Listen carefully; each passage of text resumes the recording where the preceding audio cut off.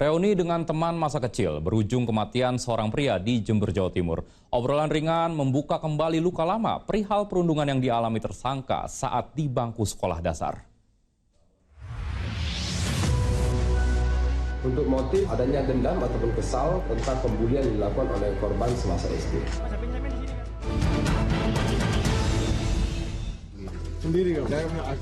Tak ada perlawanan dari pria 22 tahun saat dijemput polisi di wilayah Gumukmas, Jember, Jawa Timur.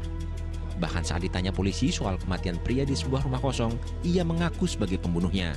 Polisi menangkap tersangka pada dini hari. Kurang dari 24 jam dari olah TKP dan identifikasi kematian pemuda 22 tahun di sebuah rumah kosong di Desa Bagorejo, Gumukmas, Jember, Selasa 9 Juni 2026. Ditemukan mayat dalam kondisi membusuk, dalam kondisi terikat, baik tangan, kemudian kaki, dan mulut. Jadi terikat dan dalam kondisi dilakban, seperti itu.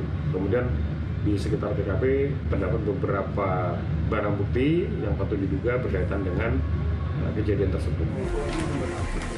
Keberadaan jenazah di rumah kosong dilaporkan oleh pemilik rumah yang datang untuk bersih-bersih. Rumahnya memang dalam kondisi kosong karena pemiliknya tinggal di lokasi lain. Awalnya bau, cuma waktu itu kita nggak tahu ada bau apa waktu di luar gitu loh. Cuma kita nggak kecek ke dalam. Soalnya tadi katanya mau ambil minumnya kucing, Pak ya? Itu bagaimana?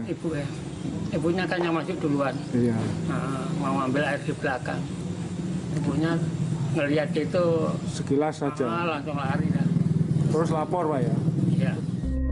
Yang tidak disadari pemilik rumah, anak mereka lah yang menyebabkan kematian pemuda yang bekerja sebagai kurir paket.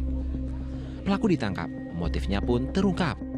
Untuk motif sementara kami menyebutkan adanya dendam ataupun kesal ketika korban mengingatkan kembali kepada pelaku tentang pembulian yang dilakukan oleh korban semasa SD.